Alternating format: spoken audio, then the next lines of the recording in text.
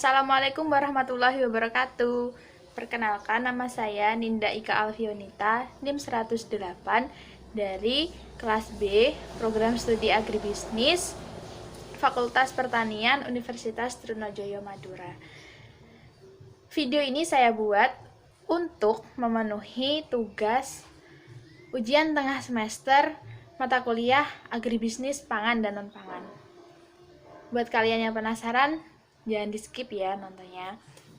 Di sini saya akan membahas tentang komoditas padi. Topik pembahasan yang akan kita bahas nanti ada 4. Yang pertama, kondisi existing komoditas padi terkait sekarang dengan adanya wabah virus corona atau COVID-19. Kemudian yang kedua, peluang dan ancaman komoditas dengan adanya wabah COVID-19. Yang ketiga, kebijakan pemerintah terkait komoditas akibat adanya wabah COVID-19. Dan yang keempat adalah strategi yang perlu dilakukan oleh pemerintah untuk menjaga komoditas ini dengan adanya sekarang wabah virus corona ini. Langsung saja kita ke pembahasan yang pertama, yaitu kondisi existing. Selama beberapa dekade, Indonesia telah berjuang untuk mencapai swasembada beras, namun hanya berhasil di pertengahan tahun 1980-an dan 2008 hingga 2009. Pada beberapa tahun terakhir, Indonesia perlu mengimpor sekitar 3 juta ton beras setiap tahunnya, terutama dari Thailand dan juga Vietnam, untuk mengamankan cadangan beras negara. Impor ini dilakukan oleh Badan Urusan Logistik atau Bulog. Bulog ini biasanya menjaga cadangan beras itu antara 1,5 ton sampai 2 ton melalui membeli beras dari penghasil-penghasil domestik dan juga eksportir asing. Dalam menjaga komoditas ini untuk memenuhi kebutuhan pangan saat adanya wabah COVID-19, Bapak Menteri Perdagangan Agus Saputro itu mengatakan saat ini stok beras masih sebanyak 3,5 juta ton dan akan cukup sampai bulan Agustus 2020 nanti. Dan diperkirakan ini jumlahnya juga masih akan bertambah sebanyak 22 ton karena sekarang adalah masa panen raya untuk komoditas padi ini, sehingga komoditas padi atau beras ini masih dapat memenuhi kebutuhan pangan selama terjadinya pandemi COVID-19. Sehingga untuk impor beras ini untuk saat ini tidak perlu dilakukan impor, itu katanya tidak apa-apa.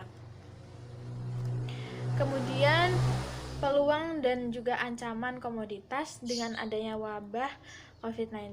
Kita akan bahas mulai dari peluangnya terlebih dahulu.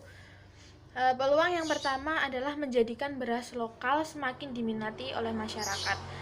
Karena di sini negara, pemerintah itu mengunggulkan atau mereka tidak melakukan impor untuk komoditas beras, maka peluang untuk komoditas padi atau beras lokal di Indonesia itu akan naik, sehingga untuk harganya juga pasti akan naik. Ini menjadi peluang bagi komoditas ini. Kemudian juga yang kedua, dengan adanya COVID-19, maka komoditas padi akan sangat dicari oleh masyarakat untuk memenuhi kebutuhan pangan mereka. Karena sekarang kan masyarakat akan membutuhkan makanan yang sehat, terus mereka juga akan mengurangi aktivitas mereka, sehingga mereka membutuhkan cadangan makanan. Nah, ini merupakan peluang untuk komoditas beras. Dan juga ini menjadikan peluang untuk petani supaya mereka itu bisa berinovasi untuk bisa menambahkan nilai tambah dari komoditas beras ini. Misal ini contohnya untuk petani milenial. Mereka bisa menciptakan inovasi terbaru, mereka bisa membuat produk-produk terbaru dari komoditas beras, komoditas padi. Kemudian nanti untuk penjualannya mereka bisa melalui media sosial, karena sekarang kan apa-apa melalui teknologi, karena kan juga sekarang nggak boleh keluar rumah kan. Kemudian untuk ancaman di sini yang pertama adanya pihak-pihak yang melakukan penimbunan terhadap komoditas padi atau beras untuk mendapatkan keuntungan. Nah, dalam keadaan seperti ini pasti akan bermunculan pihak-pihak yang ingin mendapatkan keuntungan dari stok beras yang tidak cukup banyak ini, sehingga kalau komoditas beras stoknya sedikit kan harganya akan naik. Maka dari itu mereka akan menimbun, terus kemudian setelah harganya naik mereka baru akan menjualnya. Nah, ini perlu tindakan pemerintah juga untuk mengawasi pihak-pihak yang melakukan hal seperti ini. Kemudian juga adanya fenomena panic buying kemungkinan akan menjadikan ketersediaan stok tidak akan memenuhi kebutuhan pangan secara merata. Walaupun dikatakan bahwa komoditas beras akan mencukupi sampai nanti bulan Agustus 2020, ya meskipun seperti itu, kalau misalnya banyak orang yang melakukan panic buying, ini kebutuhan pangannya tidak akan mencukupi untuk semua orang. Ya, yang tercukupi ya hanya orang-orang yang melakukan panic buying ini gitu. Tapi sebenarnya kalau panic buying itu nggak perlu dilakukan, karena pemerintah juga udah memberikan strategi sendiri untuk hal ini. Nanti akan kita bahas. Kemudian yang selanjutnya adalah kebijakan pemerintah terkait komoditas akibat adanya wabah COVID-19 ini. Di sini pemerintah membuka keran impor untuk komoditas pangan. Pembukaan persetujuan impor terhadap impor pangan merupakan bentuk respon pemerintah yang adaptif terhadap situasi yang terjadi belakangan ini. Ketersediaan yang memadai di pasar akan mampu menstabilkan harga. Jadi pemerintah itu mengeluarkan kebijakan untuk mempermudah adanya impor dari komoditas-komoditas pangan agar kebutuhan pangan di Indonesia saat terjadi wabah COVID-19 ini tetap terpenuhi, sehingga juga harganya tetap stabil di pasaran karena stoknya tetap aman.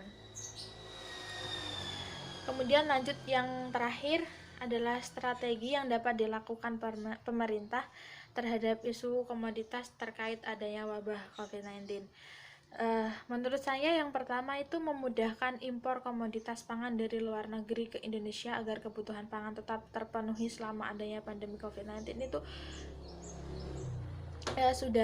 sudah pas dilakukan oleh pemerintah, karena kalau tidak dilakukan kebijakan ini, tidak dilakukan impor, maka kebutuhan pangan di Indonesia akan kurang. Jadi menurut saya strategi yang dilakukan pemerintah sudah cukup benar, namun juga perlu diperhatikan oleh pemerintah untuk tetap menjaga kestabilan harga komoditas padi lokal, agar komoditas padi lokal itu harganya tidak kalah dengan komoditas padi impor. Dan juga kebijakan yang selanjutnya adalah pemerintah dapat mengoptimalkan pengawasan terhadap aturan pembatasan pembelian komoditas. Seperti tadi yang panic buying tadi, itu harus dilakukan tindak lanjut. Jadi ada pembatasan supaya kebutuhan pangannya itu memenuhi secara rata. Jadi di sini pemerintah harus melakukan pengawasan yang cukup ketat. Baik, itu saja yang dapat saya sampaikan. Kurang lebihnya saya mohon maaf. Saya pesan untuk teman-teman untuk selalu jaga kesehatan, tetap lakukan social distancing, tetap di rumah aja selama kita menjalani